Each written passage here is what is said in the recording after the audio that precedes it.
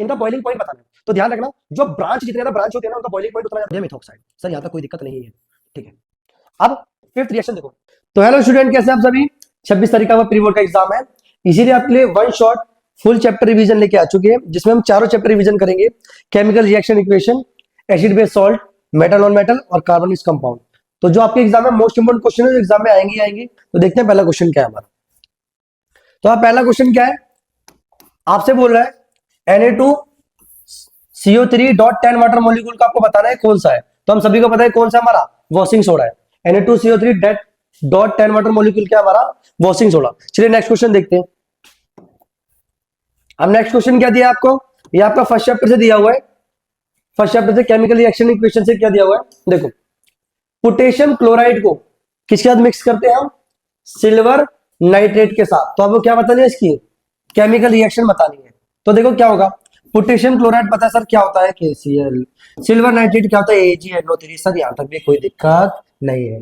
तो क्या बनेगा बताओ, यहां से बनेगा Ag और Cl, सिल्वर क्लोराइड प्लस यहां से पोटेशियम और नाइट्रेट, तो क्या बनेगा KNO3। ये हमारी कौन सी रिएक्शन है सर, हमें पता ही है हमारी है डबल डिस्प्लेसमेंट रिएक्शन। सर यहां तक हमें कोई दिक्कत नहीं है, ठीक है। और ये क्या हो जाएगी, हमारी इंसोल्यूबल पीपीटी होगी। क्या इंसोल्यूबल पीपीटी होगी सिल्वर क्लोराइड की। चलिए नेक्स्ट क्वेश्चन करें, देखिए।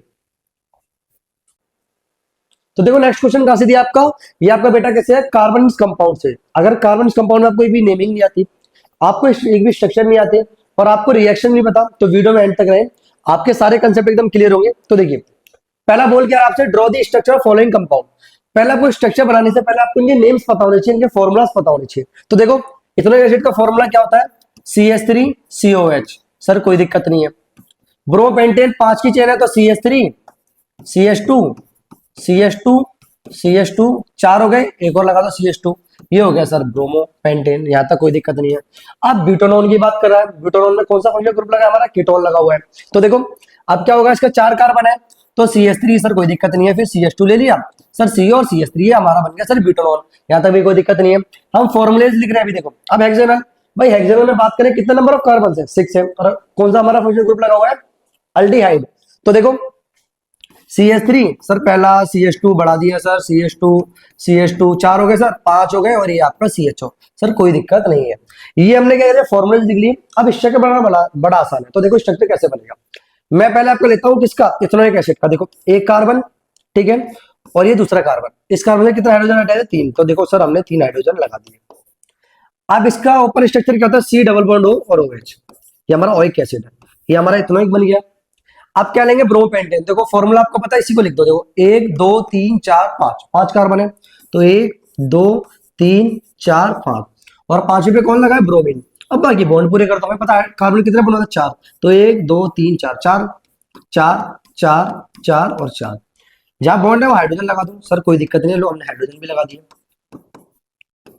दिया हमने राइस। और ये हमारा क्या बन गया, वो पेंटेन बन गया। सर 2 स्ट्रक्चर हुए, कितना आसान है। अब तीसरे बात करते हैं ब्यूटानॉल की। ब्यूटानॉल का फॉर्मूला ये लिखा हुआ है, इसी को 1 2 3 4, 4 कार्बन 1 2 3 4, कोई दिक्कत नहीं है। बॉन्ड पूरे कर दो, 3 इस पे है, 2 हाइड्रोजन इस पे है, फंक्शनल ग्रुप कीटोन लगा, कीटोन का स्ट्रक्चर ये हो गया। और 1 2 3 H लगा दो सब जगह। देखो क्या खाली है, वो H लगा दो बस। ये आपका क्या बन गया, ब्यूटानॉल बन गया। सर हमारा ब्यूटानॉल का कंसेप्ट क्लियर हो गया। अब बचा हमारा हेक्सेनल। हेक्सेनल देखो जो आपको लिखा हुआ है उसी को बना दो, ड्रॉ कर दो। देखो इसका मैं यहां लिख देता हूं, 1 2 3 4 5, 5 तो हो गए। और अल्डिहाइड को कैसे लिखते हो, open structure C double bond OH। Sir यहां तक कोई दिक्कत नहीं है। अब H लगा देंगे। तो देखो यहाँ पे हमने क्या करना दिया, H लगा दिए इनके। तो देखो बॉन्ड पूरे करो, ये देखो ये देखो ये देखो, H लगा दो, बाकी सब जगह H लगा दो, कोई दिक्कत नहीं है। चलिए ये हमने स्ट्रक्चर पढ़ लिए। अब नेक्स्ट क्वेश्चन करें, चलिए नेक्स्ट क्वेश्चन देखते हैं। अब नेक्स्ट क्वेश्चन क्या है आपका, ये भी कहां से लिया गया बेटा, कार्बन कंपाउंड से। और ध्यान रखना मोस्ट इंपोर्टेंट क्वेश्चन है, एग्जाम में जरूर पूछा जाएगा, किसी फॉर्म में पूछ सकता है आपसे, ध्यान रखना। मोस्ट इंपोर्टेंट क्वेश्चन है कि होमोलोगस सीरीज क्या होती है। होमोलोगस सीरीज क्या होती है, a series of organic compound जिसमें फंक्शन ग्रुप क्या होगा हमारा, फंक्शन ग्रुप हमारा क्या होगा, सेम होगा। और इसका ईच मेंबर किससे डिफर करेगा, CH2 से। या फिर अगर मास की बात करें कितने डिफर करेगा, 14 एटॉमिक मास यूनिट से।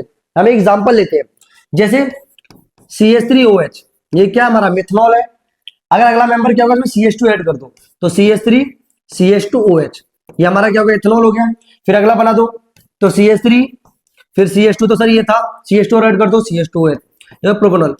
आपसे पूछ लेगा ये होमोलोगस अगर सीरीज आपको दी हुई है तो इसमें कौन सा फंक्शनल ग्रुप है हमारा, कौन सा हमारा अल्कोहल है, तो समझ रहा होमोलोगस सीरीज क्या है। करें नेक्स्ट क्वेश्चन, चलिए देखिए। अब नेक्स्ट क्वेश्चन कहां से लिया बेटा आपका, ये आपका है थर्ड चैप्टर से, मेटल नॉन मेटल से। थर्मिट रिएक्शन मोस्ट इंपोर्टेंट है, आपसे इसे बेल्डिंग रिएक्शन भी कहते हैं और रेलवे ट्रैक जॉइंट में भी काम आती है। तो देखो थर्मिट रिएक्शन में देखो क्वेश्चन को उड़ाना कैसे है। एक मेटल एक्स है जो यूज होता है थर्मिट प्रोसेस में, ठीक है सर कोई दिक्कत नहीं आता। एक्स को जब हीट करते हैं किसी साथ, ऑक्सीजन के साथ, तो वाई बनता है वाई ऑक्साइड। सर यहां तक भी कोई दिक्कत नहीं है, लेकिन वो कैसा है, एम्फोटेरिक नेचर में। अगर एम्फोटेरिक की बात छिड़ गई है तो एम्फोटेरिक दो ही होते हैं, एक तो जिंक का ऑक्साइड होता है और एक क्या होता है, एल्यूमिनियम का ऑक्साइड। क्या इन दोनों में से कोई ऑप्शन में है, सर दोनों में से ये रहा, कोई दिक्कत नहीं है। अगर आपको थर्मिट रिएक्शन देखना है तो क्या होती है, देखो Fe2O3 को जब हम एल्यूमिनियम से रिएक्ट कराते हैं तो क्या बनता है हमारा, Al2O3 प्लस आयरन, ठीक है। ये आपकी कौन सी रिएक्शन भी होती है, ये रेलवे ट्रैक ज्वाइन करने में भी काम आती है, रेलवे ट्रैक ज्वाइन करने में काम आती है। इसको बेल्डिंग रिएक्शन भी कहते हैं और थर्मिट रिएक्शन भी कहते हैं, ध्यान रखना, ठीक है। इसको बेल्डिंग रिएक्शन भी कहते हैं, ठीक है। चलिए नेक्स्ट क्वेश्चन देखते हैं। देखो अब नेक्स्ट क्वेश्चन क्या है आपका, ये आपका फर्स्ट चैप्टर से लिया है, केमिकल रिएक्शन इक्वेशन में कुछ कम ही क्वेश्चन डाले हैं, लेकिन जो डाले हैं वो मोस्ट इंपोर्टेंट है, क्योंकि इनकी और भी वीडियोस डाली हुई है उसमें सारे क्वेश्चन कवर करे हुए हैं। तो देखो अब क्वेश्चन क्या है भाई, हीट कर रहे हैं ब्लू कलर किसको, कॉपर नाइट्रेट को। भाई कॉपर नाइट्रेट को अगर हम हीट कर रहे हैं तो सर ये ध्यान रखना, ये आपका मोस्ट इंपोर्टेंट क्वेश्चन है। कॉपर नाइट्रेट में ही पूछ लेगा, लेड नाइट्रेट में पूछ लेगा और आपका जिंक नाइट्रेट में पूछ लेगा। तो देखो समझो, अब बात है किसकी, कॉपर नाइट्रेट जो फॉर्मूला का CuNO3 का होल टू है। अब इसको हीट कर दो, पहले रिएक्शन लिख लिया करो, सारे कंसेप्ट अपने आप क्लियर हो जाएंगे। तो क्या बनेगा, कॉपर का ऑक्साइड, अगर जिंक होगा तो यहाँ पे क्या बनेगा, जिंक ऑक्साइड, या लेड होगा तो बन जाएगा लेड ऑक्साइड, प्लस बनेगी हमारी NO2 गैस, प्लस क्या बनेगा हमारा O2, कोई दिक्कत नहीं है, ठीक है। बैलेंस करोगे तो यहाँ 2 आ जाएगा, यहाँ 2 आ जाएगा, यहाँ 4 आ जाएगा, यार बैलेंसिंग ही पूछ लेता आपसे। अब क्वेश्चन को देखते हैं ध्यान से, पहला पार्ट क्या बोल रहा है, right the balance chemical equation, देखो लिख दिया हमने, केमिकल इक्वेशन लिख दी। दूसरा क्या बोला, identify the brown gas x fume. Exam में ध्यान रखना पूछेगा, जब भी लेड नाइट्रेट को हीट करते हैं, कॉपर नाइट्रेट को हीट करते हैं, तो वो कौन सी गैस होती है जिसके ब्राउन फ्यूम्स निकलते हैं। तो कौन सी गैस होती है हमारी बेटा, NO2, इसके होते हैं ब्राउन फ्यूम्स। ब्राउन फ्यूम्स किसके होते हैं, NO2 के। इसको हम क्या बोलते हैं, नाइट्रोजन डाइऑक्साइड, नाइट्रोजन डाइऑक्साइड, कोई दिक्कत नहीं है सर। हमारा सेकंड पार्ट भी हो गया। थर्ड में क्या बोला है, टाइप ऑफ रिएक्शन। अब रिएक्शन कौन सी है, एक रिएक्टेंट टूट रहा है और दो और क्या दे रहा है, प्रोडक्ट दे रहा है, तो हमारी कौन सी है, ये डिकम्पोजिशन है। सर डिकम्पोजिशन तो है, बट डिकम्पोजिशन में कौन सी है, तो ये हमारी हीट की वजह टूट रहा है ना, तो हमारा कौन सा ये, थर्मल डिकम्पोजिशन है। कौन सा ये, थर्मल डिकम्पोजिशन। सर यहां तक हमें कोई दिक्कत नहीं है। अब फोर्थ पार्ट को देखते हैं, फोर्थ पार्ट में क्या पूछ रहा है आपसे, what could be the pH range of aqua solution of x gas.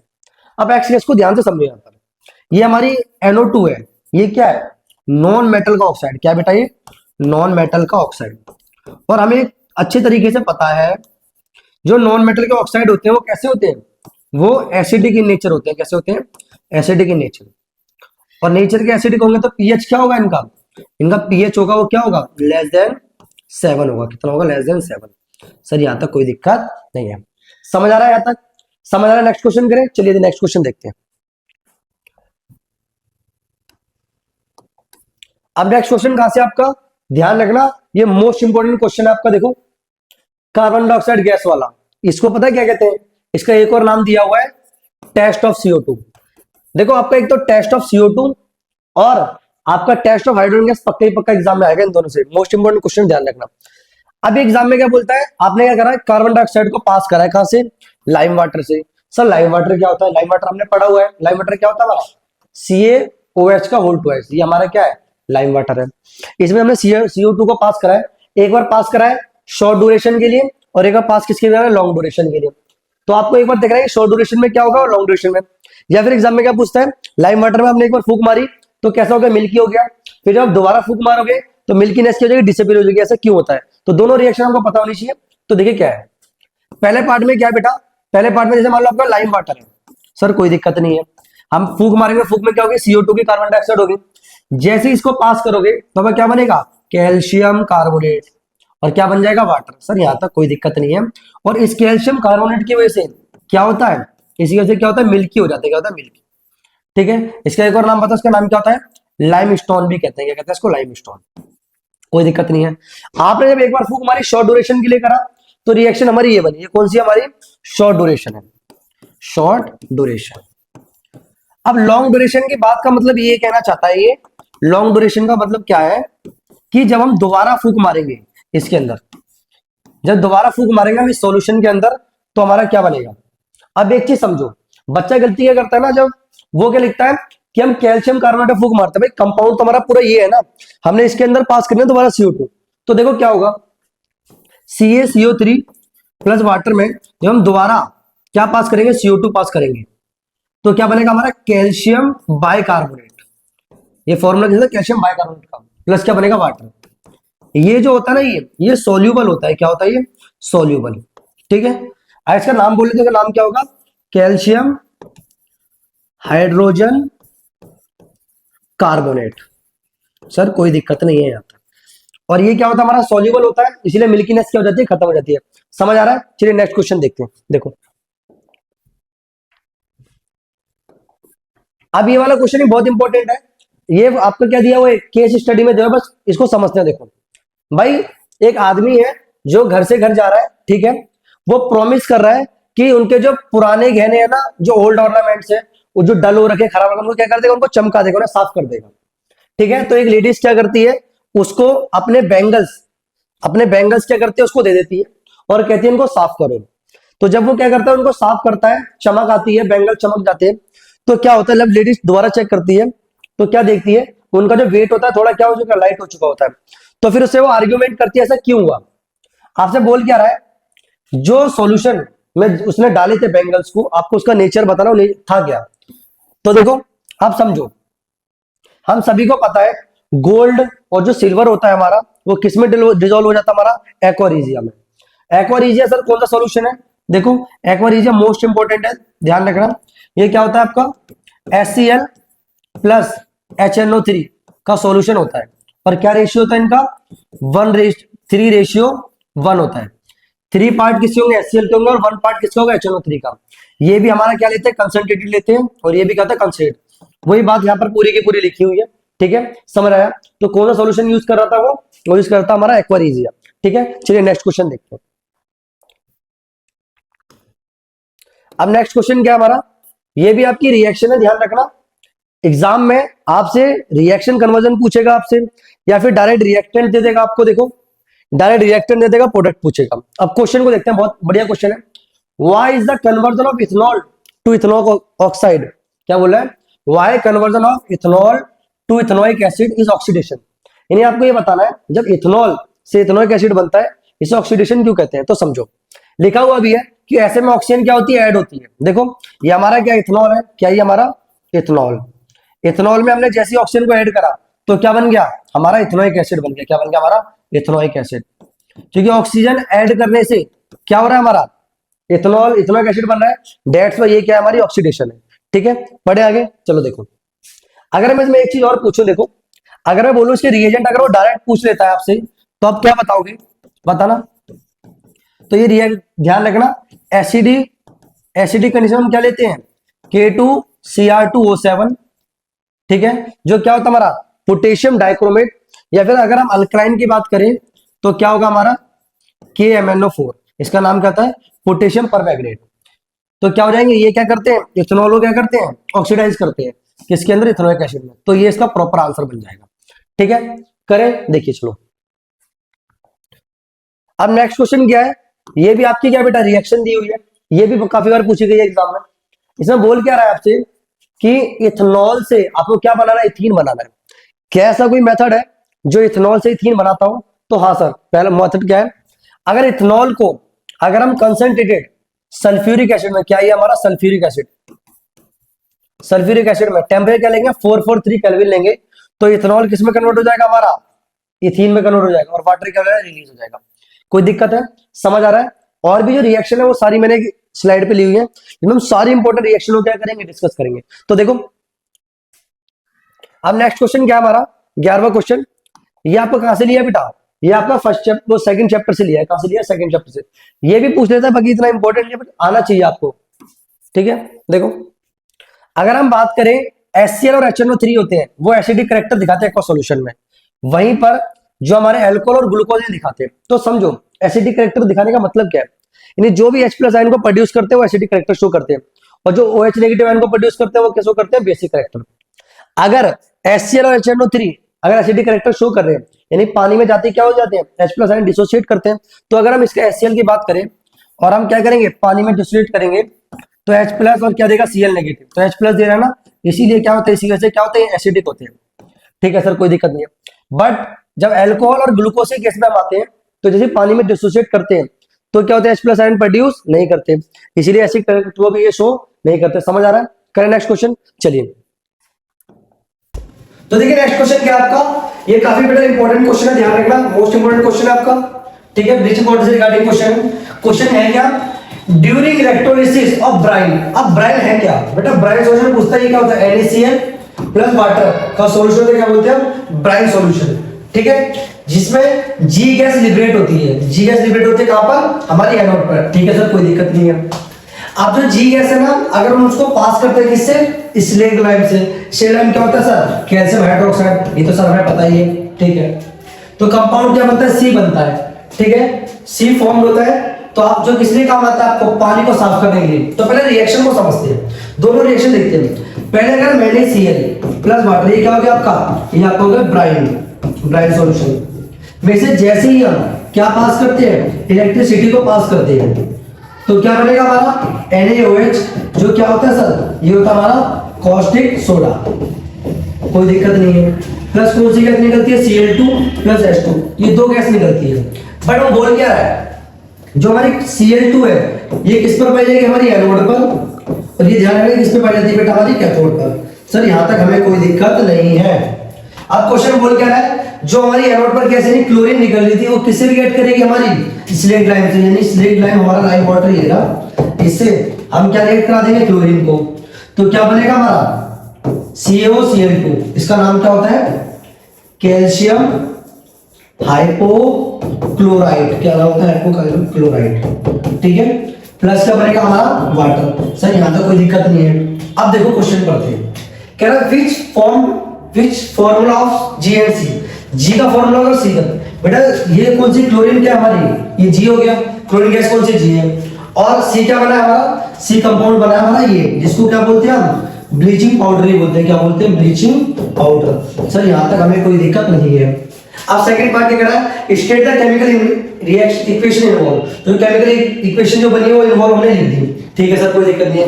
Third क्या है, what is the common name of compound C, तो कॉमन नेम सर क्या है, ब्लीचिंग पाउडर, और केमिकल नेम भी हमने लिख दिया, वो क्या है, कैल्शियम हाइपोक्लोराइड, ठीक है। चलिए नेक्स्ट क्वेश्चन करते हैं। तो देखिए नेक्स्ट क्वेश्चन क्या हमारा, ये आपके जो 4th चैप्टर में कार्बन कंपाउंड में जितनी भी रिएक्शन थी आपकी, ठीक है, सारी रिएक्शन सॉल्व कराएंगे। आपका रिएक्शन से रिगार्डिंग एक भी क्वेश्चन कर लिया जाएगा। तो देखते हैं कौन कौन सी रिएक्शंस है। पहला क्या बेटा आपका, ये अल्कीन है। क्या है, अल्कीन। अल्कीन में अगर हम हाइड्रोजन जोड़ेंगे किसकी प्रेजेंस में, निकिल या फिर पैलेडियम भी बोल सकता है, तो क्या बनेगा। तो ध्यान रखना, ये कौन सी रिएक्शन है हमारी, ये हमारी रिएक्शन है एडिशन रिएक्शन। कौन सी रिएक्शन सर, एडिशन रिएक्शन, ठीक है। अब देखो क्या होगा, जब हाइड्रोजन जुड़ेगा तो एक हाइड्रोजन इस कार्बन पे चला जाएगा और एक इस पे चला जाएगा, तो क्या बनेगा, C, देखो ये हमारा बन जाएगा, ये क्या होगा हमारा, अल्केन, ठीक है। और ये रिएक्शन किस लिए यूज भी होती है, ध्यान रखना, अनसैचुरेटेड हाइड्रोकार्बन होते हैं ना, जो किन में कन्वर्ट करती है, सैचुरेटेड हाइड्रोकार्बन में, ठीक है। अब सेकंड रिएक्शन देखते हैं, पहली एडिशन थी, अब सेकंड देखते हैं। अब क्या हमारा अल्केन के अंदर क्लोरीन को रिएक्ट कराना है, बट सबसे बड़ी बात आती है, क्या सर हाइड्रोकार्बन में क्लोरीन रिएक्ट कर सकती है। तो इस एक चीज ध्यान रखना, हाइड्रोकार्बन के साथ क्लोरीन रिएक्ट नहीं करती है, इसे रिएक्ट करने हम क्या यूज करते हैं, सनलाइट। क्या यूज करते हैं, सनलाइट। अब देखो इसमें होगा क्या, इसको मैं इधर लिख देता हूं, देखो इसका स्ट्रक्चर बनाते हैं। यहाँ पर ये हमारा क्या इथेन दिया हुआ है, तो देखो अब होगा क्या, ये जो क्लोरीन जब रिएक्ट करेगी तो क्लोरीन का बॉन्ड ऐसे बना होगा क्लोरीन के साथ, सनलाइट की प्रेजेंस में क्या होगा, एक क्लोरीन बॉन्ड टूटेगा। अब ये क्लोरीन इस H को रिप्लेस कर देगी और खुद आ जाएगी, और ये H इस Cl के साथ मिलकर क्या बना देगा, HCl बना देगा। तो ऐसी रिएक्शन होगी। इसमें क्या हो रहा है, सब्स्टिट्यूट हो रहा है ना, इसीलिए क्या बोलते हैं इसको, सब्स्टिट्यूशन रिएक्शन। क्या बोलते हैं, सब्स्टिट्यूशन रिएक्शन। ठीक है, चलिए अब इस रिएक्शन को देखते हैं। देखो अब रिएक्शन में कंपाउंड क्या बनेगा, हमने देखा एक Cl एक H को रिप्लेस कर देगा, नहीं कार्बन तो दो ही रहेंगे और 5 हाइड्रोजन हो जाएंगे और साथ में कौन ले जाएगा, Cl, और जो H निकला है वो Cl के साथ क्या बना देगा, HCl। सर यहां तक भी कोई दिक्कत नहीं है। अब थर्ड रिएक्शन देखो, अभी थर्ड रिएक्शन में डिस्कस करी हुई है और आपको पता भी होगा, सभी को पता है, ये क्या बना देगी, इथेनॉल को किसमें कन्वर्ट कर देगी, हमारी इथीन में। ठीक है, तो क्या हो जाएगा, CH2 डबल बॉन्ड CH2 और क्या बन जाएगा, वाटर। सर यहां तक भी कोई दिक्कत नहीं है। ठीक है, थर्ड रिएक्शन भी होगी। अब फोर्थ को देखो, ये रिएक्शन क्या है, अगर सोडियम मेटल को हम किससे रिएक्ट कराते हैं, इथेनॉल से, तो क्या बनेगा। तो देखो ध्यान से, ये क्या करेगा, सोडियम मेटल यहाँ क्या अटैच हो जाएगा और H को क्या कर देगा, रिमूव कर देगा। तो बनेगा क्या, 2CH3 CH2, ठीक है, O नेगेटिव Na पॉजिटिव, और हाइड्रोजन क्या हो जाएगी, निकल जाएगी, हाइड्रोजन क्या हो जाएगी, निकल जाएगी। इसका नाम क्या है, इसका नाम है बेटा, ध्यान रखना, सोडियम इथॉक्साइड। क्या नाम है इसका, सोडियम इथॉक्साइड। सर यहां तक कोई दिक्कत नहीं है। ठीक है, पार्ट है, ये मोस्ट इंपॉर्टेंट रिएक्शन है, ध्यान रखना। आपकी एनसीईआरटी में इसको एक नाम दिया हुआ है, इसका नाम क्या है, एस्टरिफिकेशन। एस्टरिफिकेशन रिएक्शन होती क्या है, जब हमारा इथेनॉल इथेनॉइक एसिड रिएक्ट करता है एसिडिक कंडीशन में, तो क्या देता है, हमारा एस्टर देता है। ठीक है, और क्या देता है, वाटर। तो ये रिएक्शन कौन सी बेटा, ये हमारी है एस्टरिफिकेशन। इसका नाम क्या है एनसीईआरटी में, एस्टरिफिकेशन। अब देखो होगा गैस के अंदर से, ये H और ये OH क्या हो जाएंगे, मिलकर वाटर बना देंगे, बचे कंपाउंड के लिए कंबाइन हो जाएंगे। तो CH3, ठीक है, और ये क्या होगा, C डबल बॉन्ड O, और ये C2H5 लग जाएगा। ठीक है, अब प्लस कर देगा वाटर। इसका नाम क्या है, इसका नाम है इथाइल एसीटेट, एसीटेट। और इसको ध्यान रखना, एक और बोलते हैं को एस्टर भी बोलते हैं। और एस्टर कैसा होता है, हमारा स्वीट स्मेल होता है, और ध्यान रखना परफ्यूम वगैरह में, इत्र वगैरह में यूज होता है। समझ आया। करेंट नेक्स्ट रिएक्शन देखिए, अब ये और भी रिएक्शन दी हुई है, उसी पर बेस्ड है। देखो अब ये रिएक्शन क्या है हमारी, अगर हम एस्टर को किससे रिएक्ट कराते हैं, सोडियम हाइड्रोक्साइड से रिएक्ट कराते हैं, तो दोबारा हमारा क्या बन जाता है, इथेनॉल बन जाता है। तो देखो होगा क्या, अब ये OH इसके साथ मिलकर क्या बना देगा, C2H5, यानी क्या बना दिया, इथेनॉल बना दिया। अब बचा क्या हमारा, CH3 बचा है, और ये क्या बचा है, CO नेगेटिव, और क्या लग जाएगा, Na पॉजिटिव। अब इसका नाम क्या है, इसका नाम है सोडियम एसीटेट। क्या नाम है, सोडियम एसिड। नाम आपको याद होना चाहिए, रिएक्शन आपको याद होनी चाहिए। ठीक है, समझ आया। देखो अब नेक्स्ट रिएक्शन क्या है, अब ये क्या बोल रहा है, अगर इथेनॉइक एसिड की हम किसी रिएक्शन कराएंगे सोडियम हाइड्रोक्साइड से, तो देखो क्या बनेगा, सेम वही करेंगे, यहां से H और यहां से OH मिलकर क्या बना देगा, वाटर। सर यहां तक कोई दिक्कत नहीं। अब देखो बचा हुआ लिख दो, क्या बचा है, CH3 CO नेगेटिव, और यहां से बचा है Na पॉजिटिव। अब इसका नाम हमने पढ़ा है, क्या नाम है इसका, सोडियम एसीटेट। यहां भी क्या बनेगा, सोडियम एसिड। रिएक्शन आपको पता होनी चाहिए, रिएक्शन अगर आपको सारी आती है तो क्वेश्चन कर दिया होगा, आपको रिएक्टेंट प्रोडक्ट सब पता होने चाहिए। ठीक है, अब देखो ये रिएक्शन क्या है, ये रिएक्शन एग्जाम में पूछता है आपसे, अगर हम मेटल कार्बन से रिएक्ट कराएंगे किसको, इथेनॉइक एसिड को, और मेटल हाइड्रोजन कार्बन से रिएक्ट कराएंगे तो क्या बनेगा। तो देखो अब ध्यान से समझो, CH3 और यहां से क्या होगा, CO नेगेटिव Na पॉजिटिव, ये तो हमारा क्या बन गया, सोडियम एसिड बन गया। सर यहां तक कोई दिक्कत नहीं है, ये सोडियम एसिटेट बन गया। अब क्या होगा, देखो कार्बोनेटेड तो क्या बनेगा, कार्बन डाइऑक्साइड गैस निकलेगी प्लस वाटर। सर यहां तक हमें कोई दिक्कत नहीं है। अब देखो सेम रिएक्शन ये वाली है, ठीक है, इसमें और दोनों में कंपाउंड क्या बनता है, हमारे प्रोडक्ट क्या बनते हैं, सेम बनते हैं। सेम इसमें क्या बनेगा, CH3 CO negative Na positive बनेगा। ठीक है, और क्या बनेगा हमारा, CO2 प्लस वाटर। ठीक है, ये क्या बन गया हमारा, सोडियम एसीटेट। ठीक है, चलिए अब नेक्स्ट क्वेश्चन देखते हैं। देखिए नेक्स्ट क्वेश्चन क्या है, अब नेक्स्ट क्वेश्चन क्या है, ये आपको क्या दिया हुआ है, एक सॉल्ट है A, जो कॉमनली यूज होता है फूड प्रोडक्ट में, सभी को पता है खाने में कौन सा यूज होता है, हमारा NaCl होता है। देखो आगे पढ़ते हैं क्वेश्चन को, is a reactant product produce salt B, और वो क्या प्रोड्यूस कर रहा है, B सॉल्ट प्रोड्यूस कर रहा है, जो किस लिए यूज होता है, किचन में टेस्टी और क्रिस्पी पकौड़े बनाने के लिए। हम सभी को पता है जो क्रिस्पी पकौड़े बनाता है वो कौन होता है हमारा, वो क्या होता है हमारा, बेकिंग सोडा। तो देखो जिसको हम हीट करते हैं तो कन्वर्ट क्या करता है, वो अनदर सॉल्ट देता है C, which is used in manufacturing of glass, यानी कि ध्यान से समझो, ये हमारा क्या है, बेकिंग सोडा, ठीक है। बेकिंग पाउडर को जैसे क्या करेंगे हम, हीट करेंगे तो क्या बनेगा, Na2CO3, ठीक है, plus carbon dioxide plus water बनेगा। अब देखो क्वेश्चन को देखो ध्यान से, क्वेश्चन में बोल क्या रहा है।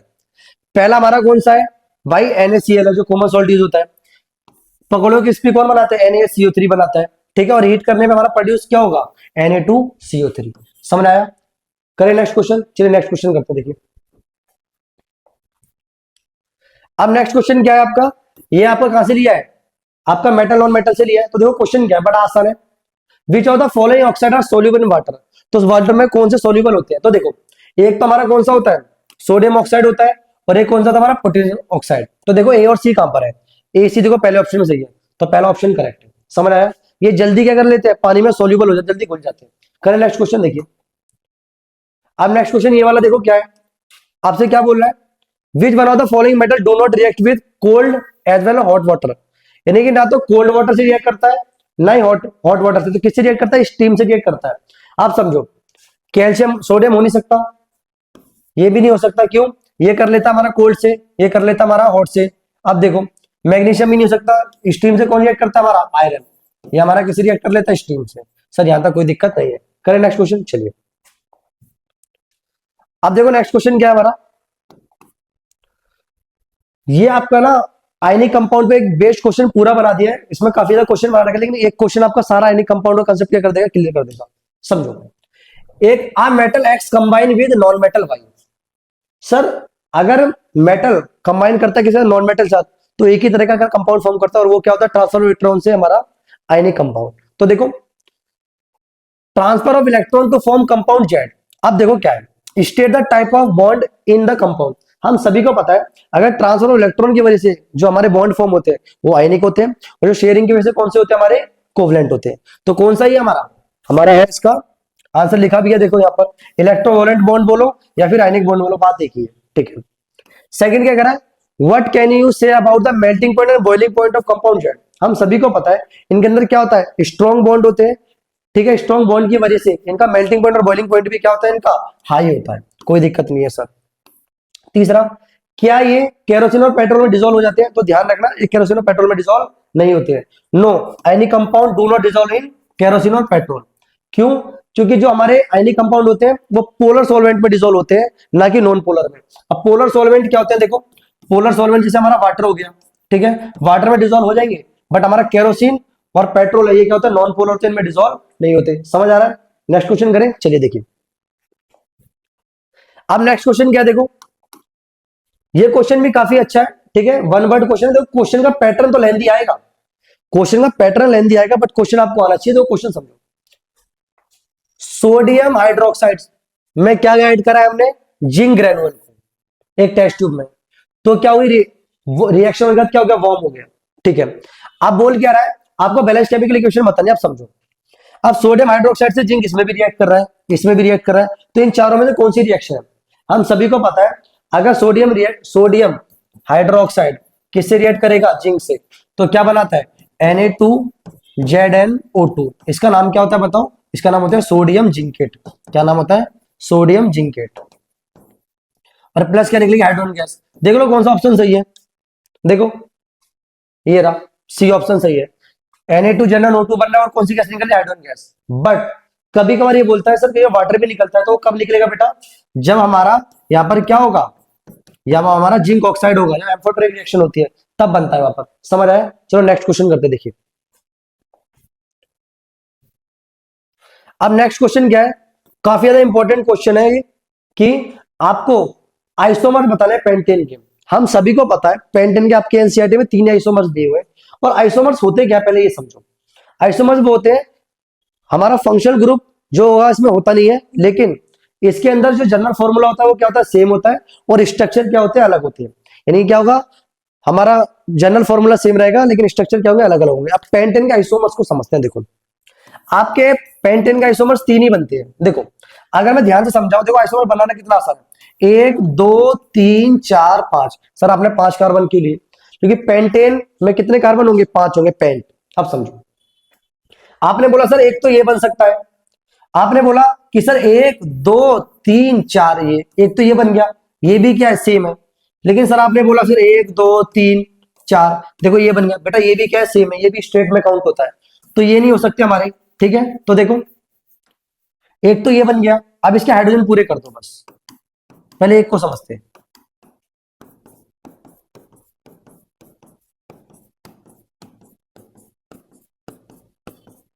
जब स्ट्रेट चेन होती है इसका नाम होता है एन पेंटेन। क्या नाम होता है इसका, एन पेंटेन। सर यहां तक हमें कोई दिक्कत नहीं है।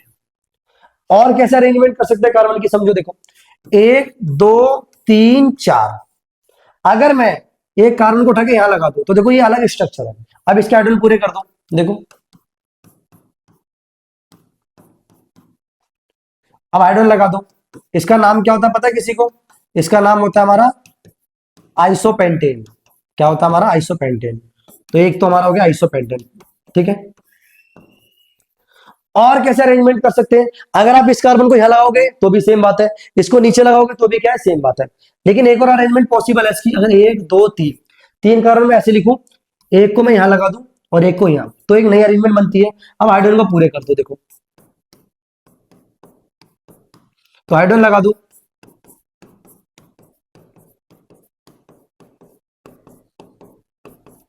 इसका नाम होता है नियोपेंटेन। क्या नाम होता है इसका, नियोपेंटेन। सर हमने आइसोमर्स बनाना आ गया, आइसोमर्स हम सीख गए। तो पेंटेन के हमारे क्या 3 आइसोमर्स थे, एक था हमारा एन पेंटेन जो स्ट्रेट होता है, फिर होता है हमारा आइसोपेंटेन, और तीसरा क्या होता है हमारा नियोपेंटेन। क्वेश्चन को समझो, क्वेश्चन क्या है, इनका बॉइलिंग पॉइंट बताना है। तो ध्यान रखना, जो ब्रांच जितने ज्यादा ब्रांच होते हैं ना, उनका बॉइलिंग पॉइंट उतना ज्यादा क्या होता है, कम होता है। जो स्टेट होते हैं उनका बॉइलिंग पॉइंट उतना ज्यादा होता है। अब ये स्टेट है तो एन पेंटेन का सबसे ज्यादा होगा, एन पेंटेन का सबसे ज्यादा होगा। उससे कम किसका होगा, आइसोपेंटेन का, क्योंकि ये ज्यादा ब्रांच है हमारा। तो ये सबसे कम किसका होगा, नियोपेंटेन का। सर यहां तक बात समझ आ गई और हमें अरेंज करना भी आ गया। ठीक है, करेगा, हमने आइसोमर समझ लिया, बॉइलिंग पॉइंट के हिसाब से हमने अरेंज करना भी सीख लिया। करें नेक्स्ट क्वेश्चन, देखिए अब नेक्स्ट क्वेश्चन क्या है हमारा, आपसे ये वाला क्वेश्चन भी बहुत बार एग्जाम में पूछा जाता है, या तो आपको कैल्शियम दे देगा या फिर आपको मैग्नीशियम दे देगा। ठीक है, इंपॉर्टेंट क्वेश्चन है, देखो कह रहा है why does calcium start floating when it react with water. जैसे आप कैल्शियम को पानी में डालोगे ना, तो आप क्या देखोगे, कुछ समय बाद वो फ्लोट करने लग जाएगा उसके ऊपर। ऐसा क्यों होता है, तो समझो, पहले रिएक्शन जरूर लिखा करो, केमिस्ट्री में रिएक्शन लिखनी बहुत जरूरी है।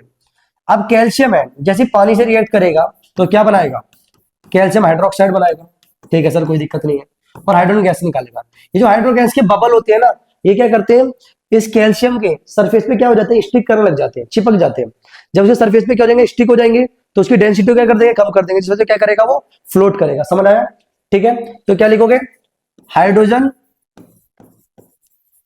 Bubbles stick on the surface of calcium, that's why they float on water। समझ आया, आपसे कैल्शियम का ही पूछ लेगा, आपसे मैग्नीशियम का ही पूछ लेगा। यहां तक समझ आ रहा है। करें नेक्स्ट क्वेश्चन, चलिए देखो। तो देखिए नेक्स्ट क्वेश्चन क्या है हमारा, आपसे बोल क्या रहा है, आपको दो इक्वल साइज की बार दी हुई है, एक एल्यूमिनियम की और एक आयरन की, जिनको हमने क्या करा, एयर में क्या कर दिया, एक्सपोज कर दिया, नहीं एयर में रख दिया है। आपसे पूछ क्या रहा है, इनमें से कौन सी जल्दी कोरोड हो जाएगी, आपको इसका रीजन बताना है। आप समझो मेरी बात, हम सभी को पता है कि आयरन जल्दी रिएक्ट करता है किससे, ऑक्सीजन से, तो जल्दी जंग हो जाएगा। आप सभी इस बात का आंसर देंगे। बट एल्यूमिनियम भी तो रिएक्ट करता है ऑक्सीजन से, तो फिर ऑक्सीजन में क्यों नहीं जंग लग रही। अब समझो, जो एल्यूमिनियम की होती है ना, जब वो ऑक्सीजन से रिएक्ट करती है तो क्या कर देती है, वो Al2O3 बना देती है, यानी एल्यूमिनियम ऑक्साइड की लेयर बना देती है। जो एल्यूमिनियम की बाहर पे उस पर क्या हो जाती है, एक लेयर चढ़ जाती है एल्यूमिनियम ऑक्साइड की। ये लेयर किसकी होती है, Al2O3 एल्यूमिनियम ऑक्साइड की, जो इसको फर्दर ऑक्सीजन होने से क्या करती है, प्रोटेक्ट करती है। समझ आया यहां तक। करें नेक्स्ट क्वेश्चन, देखिए क्वेश्चन क्या दिया हमें, आपसे बोल क्या रहा है कि जब हम जिंक को किस में डालते हैं, नाइट्रिक एसिड में डालते हैं, तो हाइड्रोजन गैस इवॉल्व नहीं होती। अब रीजन क्या दिया हुआ है कि जो नाइट्रिक एसिड है ना, वो क्या करते हैं, हाइड्रोजन को क्या बना देता है, वाटर बनाता है। क्या सही बात है, ये असर्शन और रीजन दोनों सही है या गलत है। तो ये बात हमें को पता है, जो नाइट्रिक एसिड होता है वो क्या होता है, गुड ऑक्सीडाइजिंग एजेंट होता है, जो क्या करेगा, H2 को क्या कन्वर्ट कर देगा, H2O में कन्वर्ट कर देगा। समझो हम सभी को पता है जब मेटल किसे रिएक्ट करता है, एसिड से, तो क्या बनता था हमारा, salt plus hydrogen gas. Sir यहां तक कोई दिक्कत नहीं है। बट जब एसिड हमारा कौन सा होगा, नाइट्रिक एसिड होगा ना, तो क्या होगा, H2 को ऑक्सीडाइज कर देगा किसके अंदर, वाटर में। सर यहां तक हमें कोई दिक्कत नहीं है।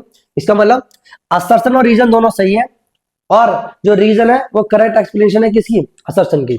देखो अब नेक्स्ट क्वेश्चन क्या है हमारा, ये आपका कहां से लिया है, ये आपका कहां से है, कार्बन कंपाउंड से। तो क्वेश्चन को समझो, ठीक है। कह रहा है रीजन बताइए कि कार्बन C+4 यानी कैटायन नहीं बनाता, और कार्बन C-4 अनायन नहीं बनाता। तो समझो, मैं जो समझाता हूं, कार्बन C+4 का एक्चुअल मतलब है क्या, C+4 से आप क्या समझते हैं, यानी कि कार्बन ने 4 इलेक्ट्रॉन को क्या कर दिया, छोड़ दिया। यानी कार्बन के पास इतनी एनर्जी नहीं होती कि वो 4 इलेक्ट्रॉन क्या कर सके, लूज कर सके। अब ये है कि सर फिर C-4 क्यों नहीं बनाता। अगर मान लो कार्बन का एटॉमिक नंबर कितना है, 6 है, एटॉमिक नंबर 6 है, तो नंबर ऑफ इलेक्ट्रॉन भी क्या होंगे, 6 होंगे, और प्रोटॉन भी कितने होंगे इसके पास, 6 होंगे। अगर वो 4 इलेक्ट्रॉन को ले लेगा तो कितने इलेक्ट्रॉन हो जाएंगे इसके पास, 10। लेकिन प्रोटॉन कितने रहेंगे इसके पास, 6।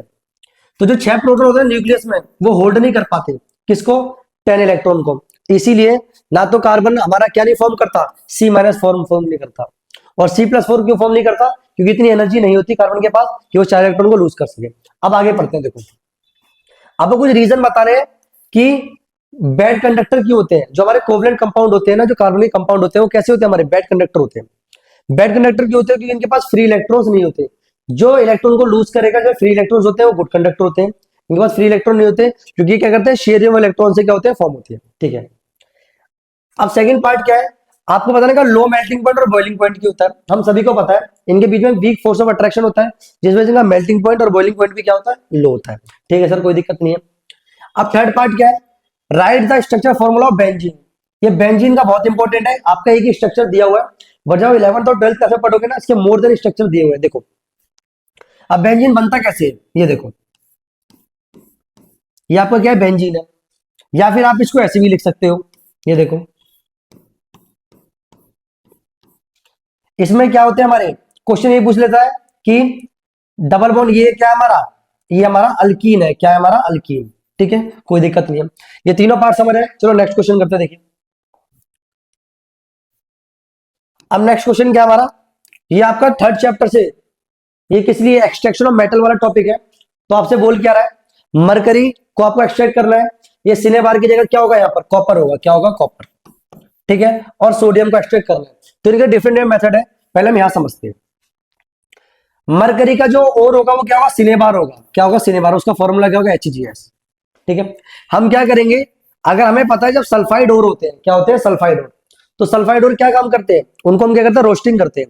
सल्फाइड ओर को ऑक्साइड ओर में कन्वर्ट करने के लिए क्या करेंगे हम, उनका रोस्टिंग करेंगे। देखो रोस्टिंग करते हैं किसकी परचेस में, ऑक्सीजन की परचेस में। तो जैसे ऑक्सीजन की परचेस में क्या करेंगे, हम इनको हीट करेंगे, तो क्या बनेगा हमारा, मरकरी का oxide plus sulphur dioxide. Sir यहां तक कोई दिक्कत नहीं है। अब ये जो मरकरी का ऑक्साइड है, इसका हम क्या, पहले तो हमने क्या करी, पहले केस में हमने रोस्टिंग करी है इसकी। अब करेंगे हम रिडक्शन, क्या करेंगे, रिडक्शन। रिडक्शन में क्या होगा, ऑक्सीजन रिमूव हो जाएगी। तो देखो जब मरकरी ऑक्साइड को रिडक्शन करेंगे इसका, तो क्या हो जाएगा, मरकरी अलग हो जाएगी और ऑक्सीजन अलग हो जाएगी।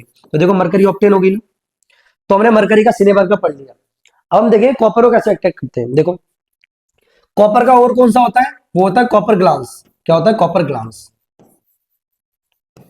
ठीक है, तो देखो उसका फॉर्मूला क्या होता है आपका, Cu2S। ठीक है, अभी आप क्या करोगे, Cu2S को आप किससे रिएक्ट कराओगे, आप रिएक्ट कराओगे ऑक्सीजन से। किससे रिएक्ट कराओगे, ऑक्सीजन से। ऑक्सीजन ने क्यों रिएक्ट कराया, क्योंकि हमें सल्फाइड और दिया, हम किसको कन्वर्ट करेंगे, ऑक्साइड में। तो क्या कहलाएगा हमारा, रोस्टिंग। सर यहां तक कोई दिक्कत नहीं है। तो ये क्या बनेगा, Cu2O प्लस SO2। ठीक है, इसका नाम क्या है, इसका नाम है कॉपरस सल्फाइड, और ये क्या हमारा, कॉपरस ऑक्साइड।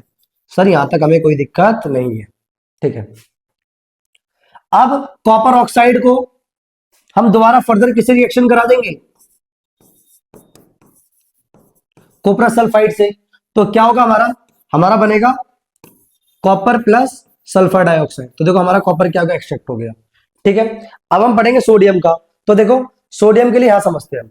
देखो सोडियम को जैसे आप फ्यूज करोगे ना, तो किसमें टूट जाता है हमारा Na प्लस और Cl नेगेटिव में, Na प्लस और Cl नेगेटिव में। दो रिएक्शन होती है, जब इलेक्ट्रोलिसिस करते हैं तो एक क्वेश्चन पूछता है कि आप बताओ कैथोड पर क्या रिएक्शन हुई होगी इलेक्ट्रोलिटिक करते हुए NaCl की, और एट एनोड पर। ये दोनों रिएक्शन आपको आनी चाहिए। तो देखो, अगर हम कैथोड की बात करें तो कैथोड पे क्या होता है, रिडक्शन होता है, कैथोड रिडक्शन, और रिडक्शन क्या होता है हमारा, गेन ऑफ इलेक्ट्रॉन। तो कैथोड पे क्या होगा, एक सोडियम एक इलेक्ट्रॉन को लेकर क्या बना देगा, सोडियम बना देगा, क्या बना देगा, सोडियम। ठीक है। एनोड पर क्या होगा हमारा, ऑक्सीडेशन, लॉस ऑफ इलेक्ट्रॉन। तो क्या होगा हमारा, क्लोरीन आयन क्या करेगा, दो इलेक्ट्रॉन को छोड़ के क्या बना देगा, क्लोरीन बना देगा। तो ये रिएक्शन हमने कैथोड पे भी देख ली और किस पे देख ली, एनोड पे। करें नेक्स्ट क्वेश्चन, चलिए देखिए। अब नेक्स्ट क्वेश्चन क्या है हमारा, ये आपका कहां से लिया, सेकंड चैप्टर से, जिप्सम और सीमेंट का रिलेशन।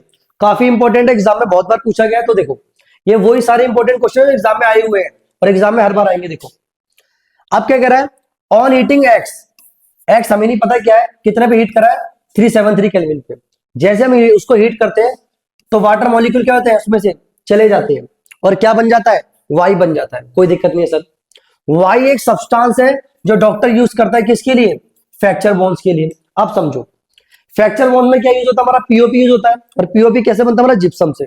तो रिएक्शन को समझते पहले रिएक्शन लिख दो, यानी कैल्शियम सल्फेट डॉट, दो वाटर मॉलिक्यूल होंगे, इसको जैसे हम हीट करेंगे, टेम्परेचर कितना दिया हुआ है, 373 केल्विन पर। तो क्या होगा, वाटर मॉलिक्यूल क्या करता है, लूज कर देगा। तो क्या बना देगा, calcium sulphate dot half water molecule plus, दो में से आधा जाएगा तो कितना बचेगा, 1.5 वाटर मॉलिक्यूल यहां बचेंगे। अब ये तो रिएक्शन होगी सर। इसमें ये कौन है हमारा, ये हमारा जिप्सम, जिप्सम कौन है, सीमेंट। ठीक है। और ये क्या हमारा पीओपी, और पीओपी का नाम क्या होता है, प्लास्टर ऑफ पेरिस। अब क्वेश्चन को देखते हैं। पहला कह रहा है आइडेंटिफाई एक्स एंड वाई। तो ये हमारा क्या है, एक्स है, और ये क्या हमारा वाई है। सर कोई दिक्कत नहीं है। सेकंड क्या है, how can X reobtain from Y. अब दोबारा रीऑब्टेन कैसे करेंगे एक्स को वाई से। तो आप क्या करो, दोबारा पीओपी के अंदर अब क्या कर दो, वाटर मॉलिक्यूल ऐड कर दो दोबारा, तो आपका क्या बन जाएगा, दोबारा जिप्सम बन जाएगा। समझ आया, कोई दिक्कत यहां तक, चले। तो हमने पढ़ा कि जिप्सम से कैसे पीओपी को ऑब्टेन करते हैं और पीओपी से कैसे जिप्सम को ऑब्टेन करते हैं। चलिए नेक्स्ट क्वेश्चन करते हैं। देखिए अभी वाला क्वेश्चन भी काफी बढ़िया क्वेश्चन है। देखो अब बोल क्या रहा है आपको, जब एल्यूमिनियम हमारा क्या दिया हुआ है, एल्यूमिनियम को क्यों रिड्यूस नहीं करते, किसी साथ, कार्बन के साथ। यानी कार्बन को अगर आप एल्यूमिनियम ऑक्साइड आपको दिया हुआ है, एल्यूमिनियम का ऑक्साइड, तो आप उसको कार्बन के साथ क्यों रिड्यूस नहीं करते। इसका आंसर बड़ा सिंपल है। देखो अगर मैं बात करूं एल्यूमिनियम की और अगर मैं बात करूं कार्बन की, इन दोनों में से किसकी एफिनिटी कार्बन को लेकर ज्यादा होती है, तो एल्यूमिनियम ज्यादा रिएक्टिव होता है ऑक्सीजन के प्रति एज कम्पेयर टू किससे, कार्बन से। तो अगर ये ज्यादा रिएक्टिव होगा तो फिर कार्बन क्यों रिडक्शन के लिए यूज करेंगे। तो इसके लिए हम क्या लिखेंगे, इसका आंसर देखो, एफिनिटी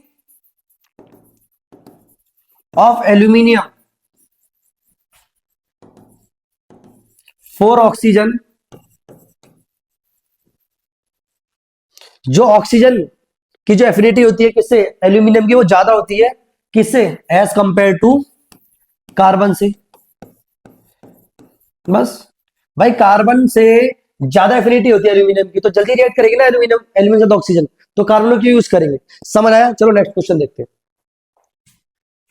अब 17 क्वेश्चन है, ये आपका क्या है, ये वाला भी HOTS क्वेश्चन है काफी। ठीक है।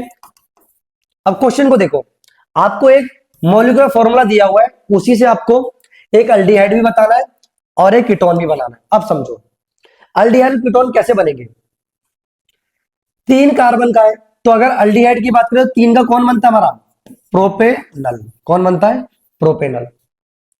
और अगर मैं कीटोन की बात करूंगा तो कौन बनेगा, प्रोपेनॉन। प्रोपे प्रोपेनॉन। कोई दिक्कत नहीं है सर। अब प्रोपेनल का स्ट्रक्चर तो हमें पता ही है, वो क्या होता है सर, CH3, ठीक है, CH2 और क्या बन जाएगा, CHO। देखो 1 2 3 कार्बन, 3 कार्बन है, 3 और 2 5 और 1 6 हाइड्रोजन है और 1 ऑक्सीजन है। ठीक है सर। और क्या है, अगर स्ट्रक्चर की बात है, स्ट्रक्चर बना दो इसका, देखो स्ट्रक्चर बना दो, हाइड्रोजन पूरे कर दो इसका। देखो प्रोपेनॉन का 1 2 3 कार्बन, हाइड्रोजन पूरे कर दो, कीटोन ग्रुप बीच में लगा दो। ये देखो हमारा बन गया प्रोपेनॉन, हमने पढ़ा ये प्रोपेनॉन बन गया। तो इससे हमने दोनों फॉर्मूला बना लिए, क्या बना लिया हमने, प्रोपेनॉल बना लिया, एक प्रोपेनॉन बना दिया। ठीक है, अगर मैं इसके वैसे फॉर्मूले की बात करूं तो क्या बनेगा, CH3CO CH3। ठीक है सर, कोई दिक्कत नहीं।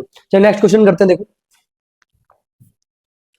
अब नेक्स्ट क्वेश्चन क्या है, ये हमारी आज की वीडियो का लास्ट क्वेश्चन है। ठीक है, देखो क्वेश्चन में पूछ क्या रहा है, आपसे कह रहा है कंसीडर द फॉलोइंग कंपाउंड जो आपको दिए हुए हैं। एक क्या जो आयरन सल्फेट दिया हुआ है, एक कॉपर सल्फेट दिया हुआ है, एक कैल्शियम सल्फेट दिया है, एक सोडियम कार्बोनेट दिया है। आपको मैक्सिमम नंबर ऑफ वाटर बताने हैं क्रिस्टलाइजेशन के, मैक्सिमम नंबर हम सभी को पता है। तो देखो एक एक करके समझते हैं भाई।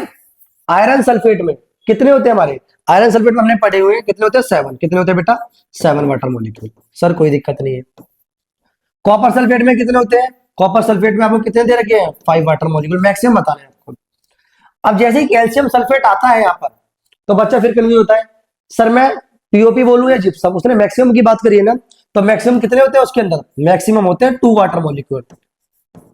ठीक है, और हमें सभी को पता है Na2CO3 में कितने होते हैं, वॉशिंग सोडा में हमारे 10 वाटर मॉलिक्यूल होते हैं। कितने होते हैं, Na2CO3 10 वाटर मॉलिक्यूल। ठीक है, आई होप ये वीडियो आपको अच्छी लगी होगी। अगर अच्छी लगी है तो दोस्तों को शेयर करें, चैनल को लाइक करें एंड सब्सक्राइब करें। Thank you.